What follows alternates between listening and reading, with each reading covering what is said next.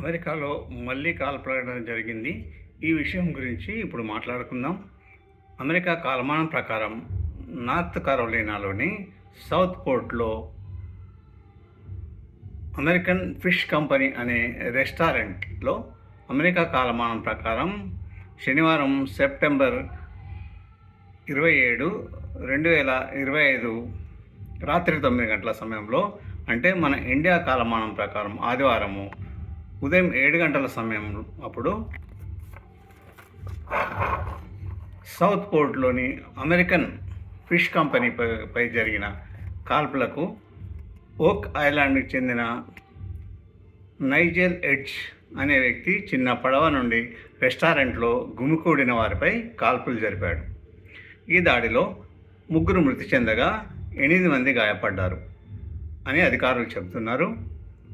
ఈ కాల్పులకు బాధ్యుడైన వ్యక్తి నైజెల్ ఎడ్జ్ అదుపులో ఉన్నాడని నగర ప్రజా సమాచారాధికారి చైతన్ కెచుమ్ ఒక వార్తా ప్రకటనలో తెలిపారు. గాయాల తీవ్రత ఎంత అనేది తెలియదు.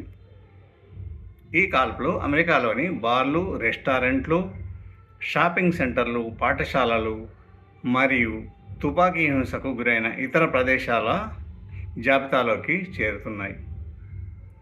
ఈ సంవత్సరం ఇప్పటి వరకు అమెరికాలో కనీసం 322 సామూహిక కాల్పులు జరిగాయి. సౌత్ స్టోర్లో కాల్పులు అమెరికా కాలమానం ప్రకారం శనివారం రాత్రి 9:30 గంటలకు ముందు జరిగాయి.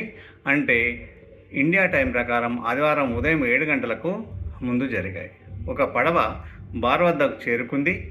అందులో ఉన్న ఏకైక వ్యక్తి కాల్పులు జరిపాడని ప్రజా సమాచారాధికారి చైతన్ కెచుమ్ చెప్పారు. నిందితుడు నిగెల్ ఎడ్జ్పై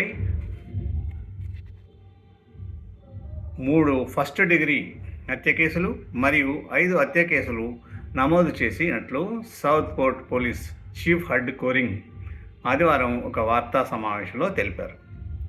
ఎడ్జ్ను బ్రున్స్విక్ కౌంటీ జైలులో బెయిల్ లేకుండా ఉంచారు మరియు అతని మొదటి కోర్టు సోమవారం జరుగుతుంది.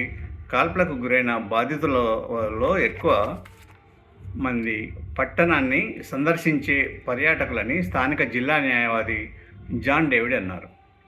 కాల్పుల నివేదికల గురించి హెచ్చరిస్తూ వాటర్ ఫ్రంట్ వెంబడి రాత్రి 10 గంటలకు ముందు నివాసితులు ఆ ప్రాంతాన్ని విడిచి తమ ఇళ్లలోనే ఉండాలని సూచించింది.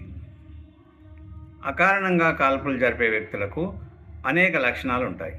అందులో ఇతనికి లోనీ ఉల్ఫ్ గన్మ్యాన్ రకం అనవచ్చు. లోనీ ఉల్ఫ్ అంటే పూర్తిగా ఒంటరిగా పనిచేసే కక్షదారుడు. అతడు ఎవరైనా ఉగ్రవాద గ్రూప్ ఆదేశాలు తీసుకోకపోయినా వాటి సిద్ధాంతాల వల్ల ప్రేరేపితుడై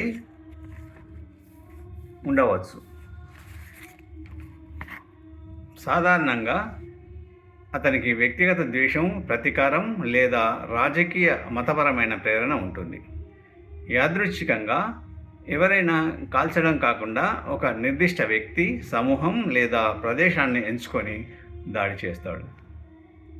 ఇటువంటి వ్యక్తి ముందుగానే ఆయుధాలు సేకరించడం మరియు ప్రదేశాన్ని గమనిస్తారు. వీళ్ళు ద్వేషం, ప్రతీకారం సిద్ధాంతం వల్ల ప్రేరితం అవుతారు. వీరి టార్గెట్ ఎక్కువ సమాజంలో శక్తి లేదా అధికారాన్ని సూచించే చోట్ల ఎక్కువ ఎంచుకుంటారు.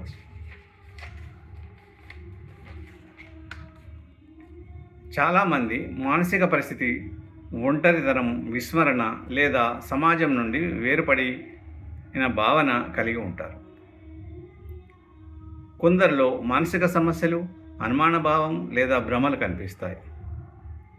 తమ దాడి ద్వారా సందేశం ఇవ్వాలని లేదా చరిత్రలో నిలవాలని అనుకుంటారు. మొత్తంగా చెప్పాలంటే ఒంటరిగా పనిచేసే తుపాకీదారు చేసిన లక్ష్యం కాల్పులు అనేవి వ్యక్తిగత ద్వేషం లేదా సిద్ధాంతాల ప్రేరణతో ముందే నిర్ణయించిన వ్యక్తుల మీద లేదా ప్రదేశాల మీద జరిపే దాడులు.